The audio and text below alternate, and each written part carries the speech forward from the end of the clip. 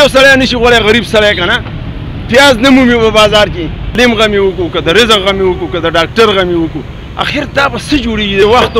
چې په 10 روپۍ دړۍ وړه به موږ راوړل او زموږ به 15 ورځې کېدل ماشومان تباه برباد غریب عوام تباه برباد څه تباه کېږي او غرقېږي د رزق دره کې نه لګي د یو سړي نو دا به څه کېږي اخر ستاسو خو راول زه ډېره شکریا ادا کوم چې تاسو راغلئ دلته کې او په دې بازار کې زموږ د عوامو تپوس وکړو چې یاره ستاسو په حالات ځان پوه کړو داسې وخت و چې په 10 روپۍ دړۍ وړه به موږ راوړل او زموږ به 15 ورځې کېدل اوس په 3000 روپۍ تر وړه وړه دي او ماشومان تباه برباد غریب عوام تباه برباد د سبق غم یې وکړو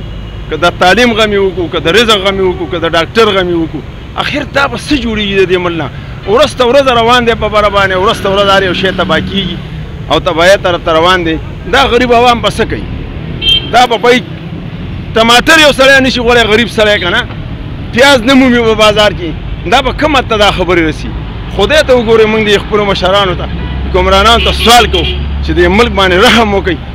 او د رحم په طریقه ورته وګورئ د عوامو ته د رحم په طریقه باندې وګورئ دا خو تاسو ته کاته دی تاسو دغه ځای ته لېږلي دی عوامو دې غریبانانو عوامو لېږلي په دغه ځایونو کې ناست نو چې دوی داسې تباه کېږي او غرقېږي د رزق دره کې نه لګي د یو سړي نو دا به څه کېږي اخر دې له به د بار مل نه څوک راځي هغه به یې ټیک کوي دا ملک که څه به کېږي